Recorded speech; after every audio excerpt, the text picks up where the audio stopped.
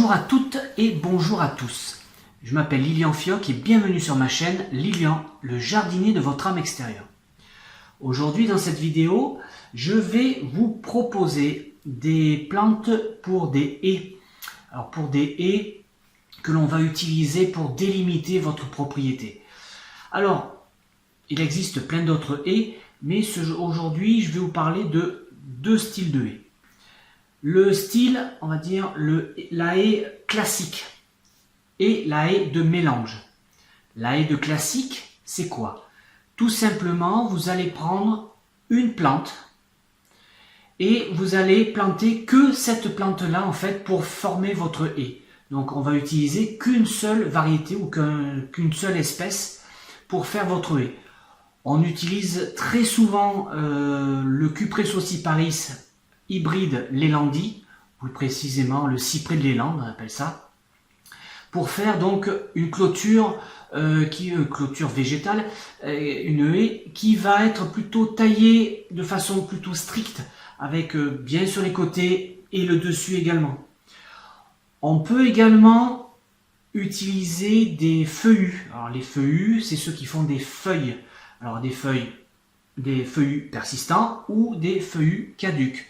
Donc on peut utiliser par exemple du Photinia ou vous pouvez utiliser du Forsythia. Donc vous en avez un qui est persistant comme le Photinia qui va vous donner une haie plutôt rouge une bonne partie de l'année et le Forsythia qui va vous amener vraiment de la couleur au printemps avec cette floraison rose et après pendant l'hiver il n'y a plus de feuilles.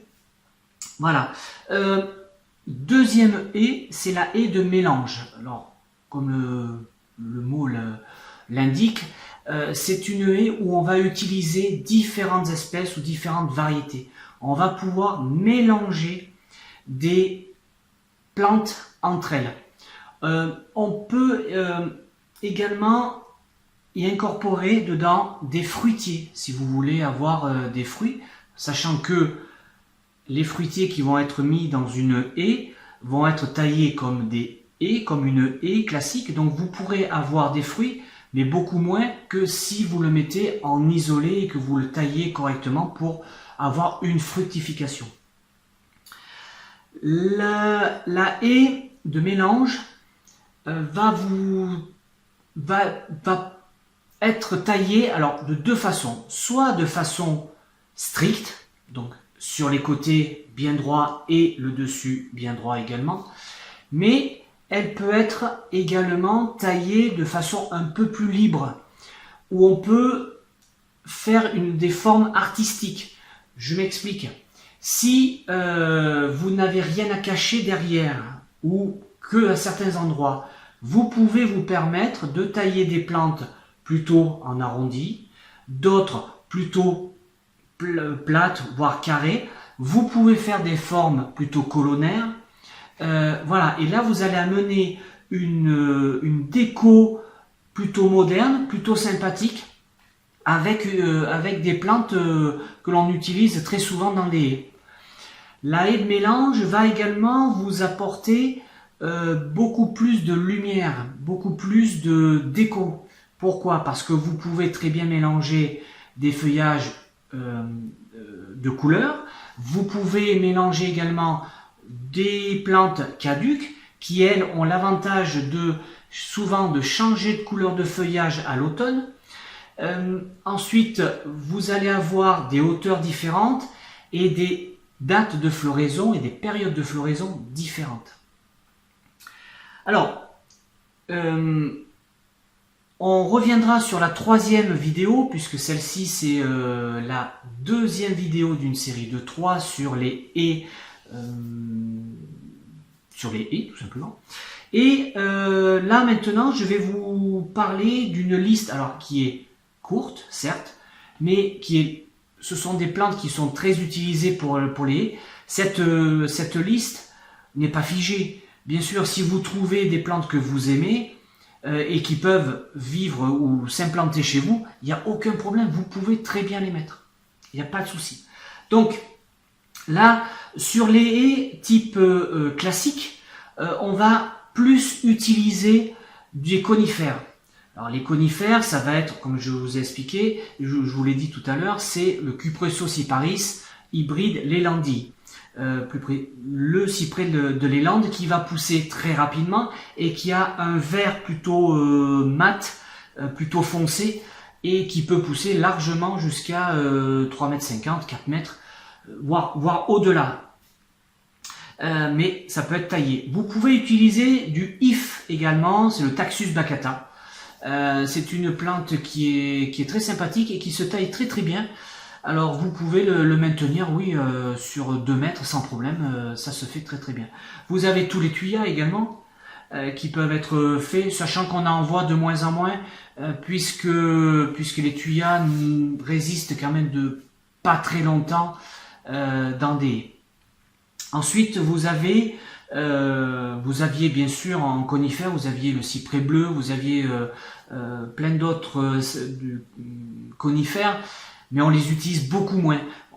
La mode maintenant, c'est quand même plus sur des haies de mélange qui vont apporter quand même une gaieté à votre jardin, qui est quand même plus sympa. Ensuite, on a les feuillus. Donc, on a tous les Elaeagnus et Bengii. Alors, le classique, il est vert mat au-dessus, hein, sur la feuille qui est vert mat, et quand on retourne la feuille, elle est brillante dessous. Toutes les jeunes pousses sont marron clair, très sympa, et vous avez une floraison courant l'été en petites clochettes, très odorantes, très sympathique. Alors ça pousse beaucoup, ça mérite pratiquement 2 tailles par an. Vous avez les cotonéastères, vous avez le Lactea ou Lacteus, vous avez le Franchetti également, donc si vous êtes plus en campagne, c'est sympa parce que vous avez des petites boules rouges qui apparaissent sur l'automne et l'hiver. Et si vous voulez avoir des petits oiseaux qui viennent manger les petites boules rouges. Les fruits, vous avez bien sûr les troènes, les ligustrum, vous avez également les prunus laurocerasus, plus connus sous le nom français laurier amande, qui lui peut être également utilisé donc à la fois en haie classique, une haie qui résiste très bien, aussi bien à la maladie que au feu. J'ai vu des plantes brûler totalement et repartir de la base. Donc c'est une plante qui résiste très bien. Donc le Prunus laurocerasus. Vous avez les fusains, Euonymus japonicus, qui font donc feuillage bien vert pour le classique. Après vous en avez d'autres avec le feuillage jaune.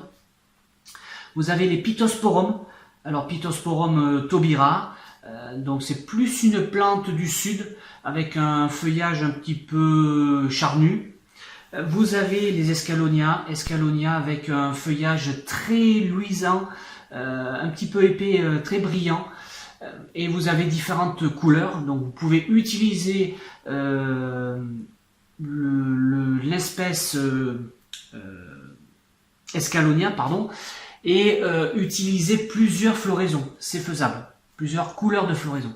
Vous avez les Viburnum-tinus qui ont l'avantage de fleurir plutôt en fin d'année, décembre, janvier, donc fin d'année ou début d'année, on va dire.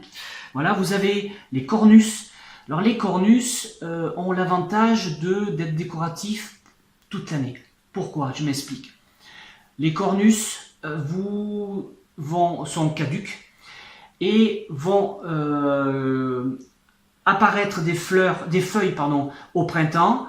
Souvent elles sont de couleur, alors soit verte, soit marginée. Donc marginée, c'est une couleur vous avez 2 couleurs sur la même feuille. Donc après ça peut être au centre de la feuille une différence de couleur, ou sinon c'est sur l'extérieur de la feuille.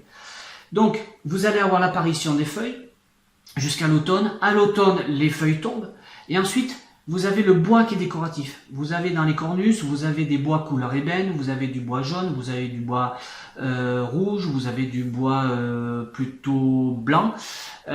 Et c'est très décoratif tout au long de l'année. Vous avez les Forsythia. Alors les Forsythia vont être très sympas début printemps. Et c'est souvent intéressant de les mélanger également avec les cognaciers du Japon, les Caenomeles speciosa, qui eux vont également sont caduques et vont apporter de la couleur à la même période que le Forsythia, et c'est des couleurs plutôt rose, rouge. Voilà pour... alors il y en a un autre que je voulais vous parler et qui peut être également dans les haies classiques. Ce sont les charmes, la charmille on appelle ça, le Carpinus betulus, qui lui est alors ni caduc ni persistant. Il est marcescent. Marcescent, c'est que les feuilles arrivées à l'automne vont dessécher et rester sur l'arbre. Donc l'avantage, c'est que même l'hiver, vous allez avoir une haie qui va laisser passer quand même la lumière, mais va quand même occulter la vue que vous voulez peut-être éviter d'avoir. Et ensuite, arrivé au printemps, vous allez avoir l'apparition des jeunes pousses, des jeunes feuilles qui vont pousser les anciennes feuilles, et les anciennes feuilles vont tomber naturellement au sol. Voilà cette liste-là, je vous la mets en descriptif sous la vidéo, comme ça vous aurez tout. Et puis, la liste que je viens vous décrire, donc, elle n'est pas figée, comme je vous dis. Si vous avez d'autres plantes qui vous intéressent, vous pouvez très bien les mettre. Donc vous verrez dans la 3e vidéo où on va faire un petit peu de maths. Vous inquiétez pas, c'est très facile. Et il y aura plein d'astuces pour pouvoir mettre en place votre haie, et une haie qui sera vraiment très très sympa. Moi je vous dis à vendredi prochain. N'oubliez pas de vous abonner, de me faire un joli pouce, de me suivre sur ma page Facebook Lilian, le jardinier de votre âme extérieure. N'hésitez pas à vous faire des commentaires, vous aimez pas, qu'est-ce que vous voulez parler, quels sont les problèmes que vous rencontrez dans votre jardin, dans votre aménagement, quel est, je sais pas moi, vous voulez créer quelque chose, quel est le gros problème que vous avez. N'hésitez pas, vous pouvez le noter, je vous répondrai avec grand plaisir. Moi je vous fais une grosse bise à tous, bonne semaine, bye bye.